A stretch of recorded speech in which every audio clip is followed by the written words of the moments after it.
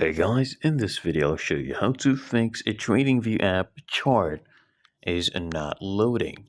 So what you basically need to do and how I got it to work. Now first of all, you can of course try restarting the app. Okay, you close the app and then you try it again. So we come back here, it's your TradingView, launch it again, and usually that fixes the issue. Okay, and if it doesn't, make sure you check your internet connection. So right here, as you can see, I'm connected to the internet. You can switch between Wi-Fi, mobile data, and of course, I also suggest you to clear the app cache.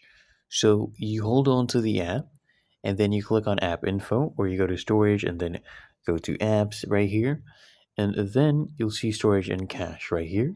Click on it, and then you'll see this option at the bottom right. Click on it, Clear Cache, and once it is cleared, you just launch TradingView and the chart should work.